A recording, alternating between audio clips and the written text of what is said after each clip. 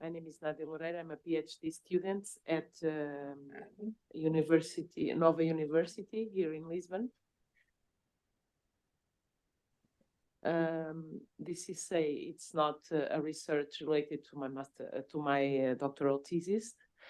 It's about a research that I was doing about parliamentary diplomacy, and I find out some interesting connections between international government organization and international parliamentary organizations.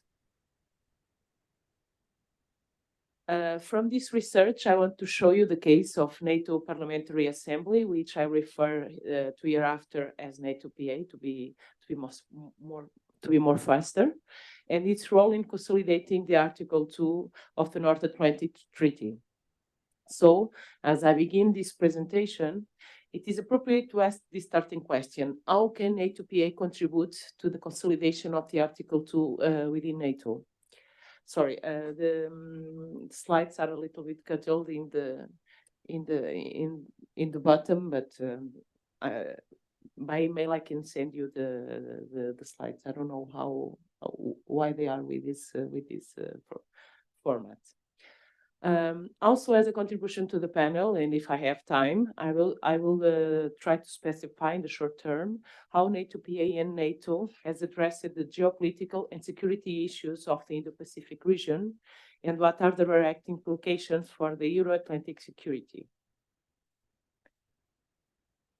Well, NATO was created in 1949 in response to a growing threat posed by the Soviet communism and the Cold War tensions that developed between the United States and this Western alliance and the states of the Warsaw Pact.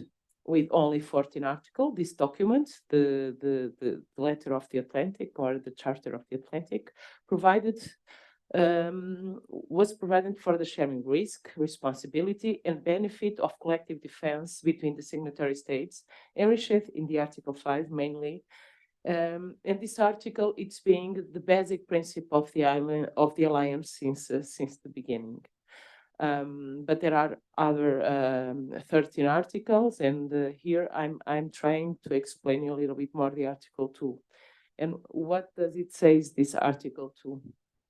Well, the Article 2 of the North Atlantic Treaty plays an important role in establishing the fundamental principles and the objectives of the alliance. This article lays the foundations for cooperation, solidarity between NATO members, and it is crucial to the cohesion and functioning of the organization itself as international organization and not alliance of defense. In terms of fundamental principles, the Article 2 states that NATO members undertake to settle their international dispute by peaceful means and to maintain and develop their individual and collective capacity to resist armed attacks. This reflects the members' commitment to international peace, security, and stability. Also, in terms of multilateral cooperation, the parties shall endeavor to eliminate any opposition between their respective international economic policies and shall encourage economic collaboration between each of them. So the Article 2 is very different from the Article 5, which is better known. The Article 5 stipulates that an armed attack against one or more NATO member states is considered an attack against all members, and that members must take individual and collective measures to restore and maintain security in the North Atlantic region. Well, this is an article for collective defense.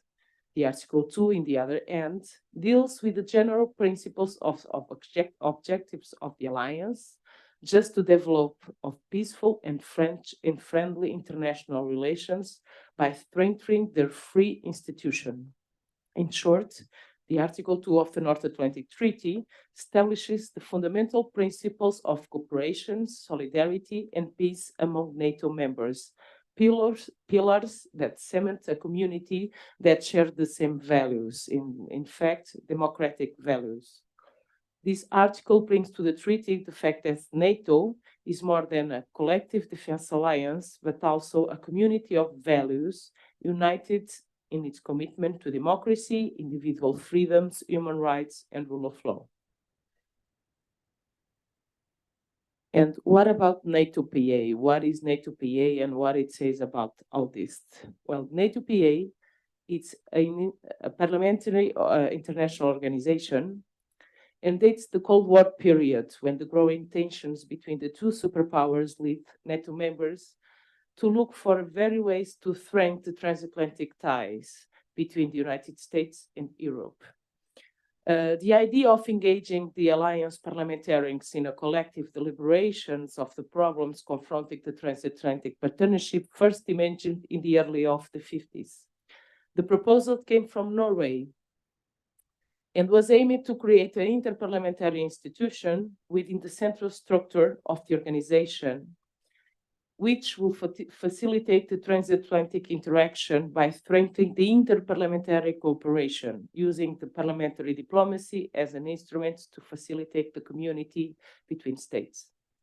But this proposal did not receive sufficient support from the other states of NATO. Even so, the Canadian Parliamentary Association of NATO, that was founded in 1954, organized the first conference of members of the parliaments of NATO countries, which took place in Paris in 1955 and brought together 158 parliamentarians from, at the time, 14 member states of NATO. Here is the picture of one of the founders of NATO PA, the British MP Geoffrey de Freitas, that wrote on that time, the Interparliamentary Organization is a special forum for international parliamentary dialogue within a framework of security and economic affairs. And about the structure of NATO PA. Since its creation, NATO PA has provided a unique and specialized forum for parliamentarians from across the Atlantic Alliance to debate and influence decisions and security.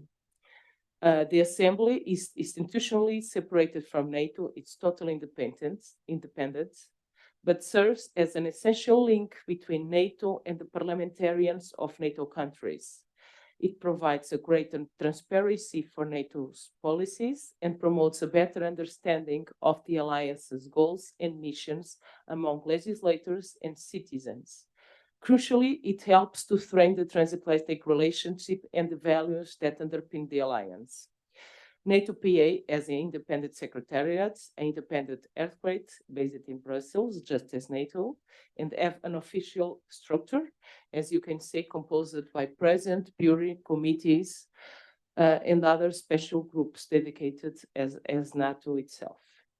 How it works, the plenary sessions are annually in spring and fall, and normally before the NATO intergovernmental meeting, and the themes that are debated, most of them are the same that are debated after intergovernmental level. In each sessions, the committees produce thematic resolutions expressing the views of the Assembly in that area, which are voted and addressed for the North Atlantic Council in the form of resolutions. There are also the Rolls-Royce seminar that gives organized conferences, seminars that aim to support and develop parliamentary democracy in Central and Eastern European countries. And what about NATO and NATO PA?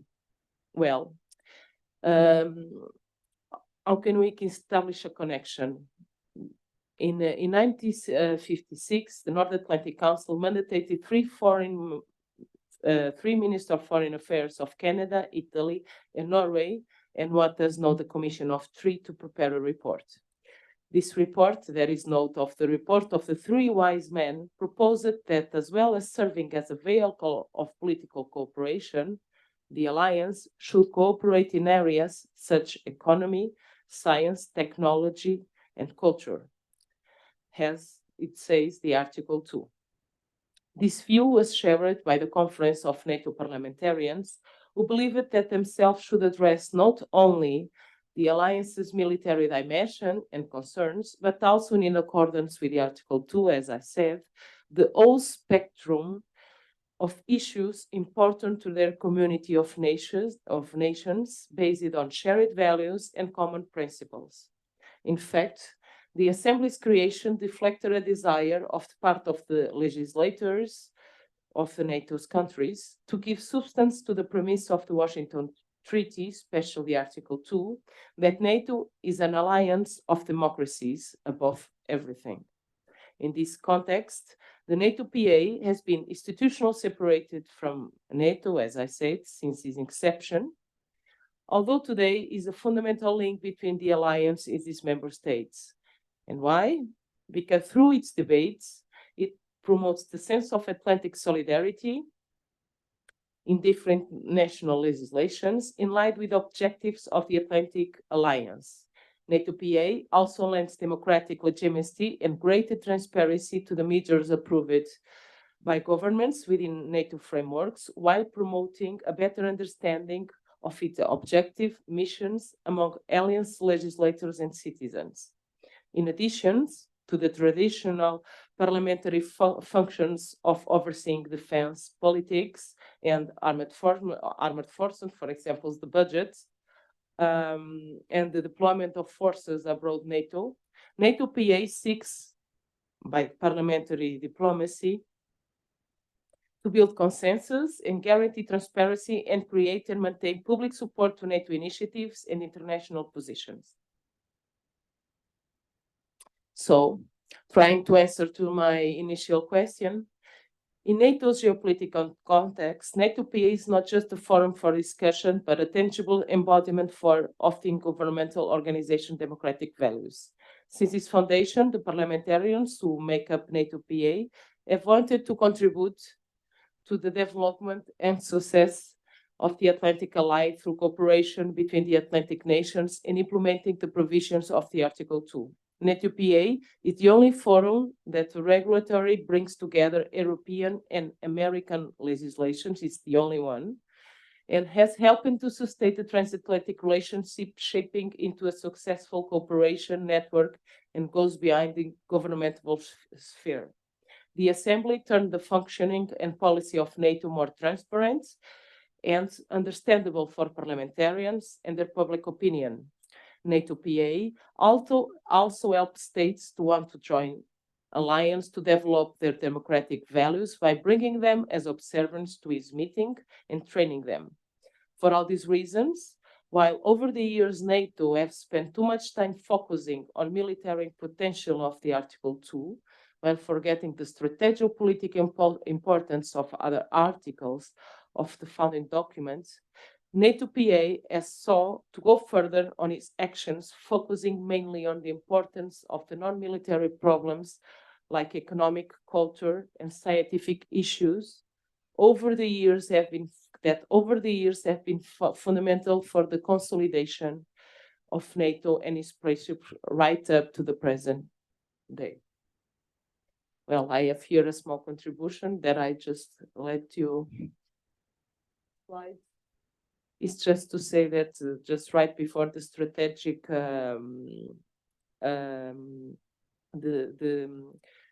the strategic concept of NATO for 2030. Sorry, I think.